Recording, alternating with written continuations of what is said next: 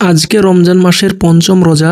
বাড়িতে প্রচুর কাজের চাপ থাকার জন্য আমাদের গ্রামের মাঠে আমরা খুব একটা আসার সময় পাই না। তবুও আজকে আসরে নামাজ পড়ে চলে এলাম আমাদের গ্রামের মাঠে ঘুরতে। কারণ সারাদিন যতই কষ্টের কাজ করি না কেন, মাঠে এলে একটা আলাদা মনে শান্তি লাগে। আমি শুধু একা না, আমার সঙ্গে আরো 3 জন ছিল। মাঠে রাইল ধরে যাওয়ার সময় পাশে দেখতে পেলাম এক ধরনের শাক, এগুলো আমরা হেলাঞ্চি বলি। এগুলো শাকও খাওয়া যায়, আবার এগুলো বেসনে গুলে চপ তৈরি করেও খাওয়া যায়। যেহেতু রমজান মাস চলছে তাই আমরা কিছুটা তুলে নিচ্ছি এই হেলাঞ্চি শাকগুলো। এগুলো বেসনে গুলে আমরা চপ তৈরি করে ইফতারের পার্টিতে খাবো। এই শাকগুলো খুব সতেজ এবং সুন্দর ছিল।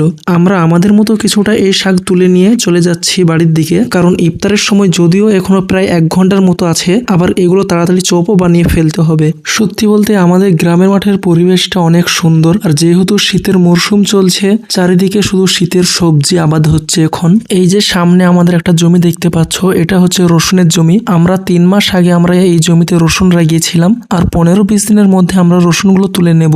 যেহেতু রসুনের গাছগুলো এখনো শুকোয়নি, তাই আমরা এখনো রসুন তুলিনি। গাছগুলো শুকিয়ে গেলেই আমরা রসুনগুলো তুলে নেব। আর এই যে পাশে দেখতে পাচ্ছ, এটা একটা কবরস্থান। আমাদের ফ্যামিলির কেউ মারা গেলে আমাদের এখানেই কবর দেওয়া হয়। এখানে আমার দাদু দাদি এমনকি আমার বড়বাও এখানে শুয়ে আছে এই কবরস্থানে। আর একদিন পুরো পৃথিবীর মায়া ত্যাগ করে আমাকেও চলে আসতে হবে এখানে। তো বন্ধুরা, সবাই ভালো থাকবে, সুস্থ থাকবে। আর এই রমজান মাসে সবার জন্য বেশি বেশি করে দোয়া করবে, যাতে পৃথিবীর সমস্ত মুসলিম ভাই বোনেরা ভালো থাকে, সুস্থ থাকে। আর আমাদেরকে যেন এই রমজান মাসে 30টা রোজা রাখার তৌফিক দান করে।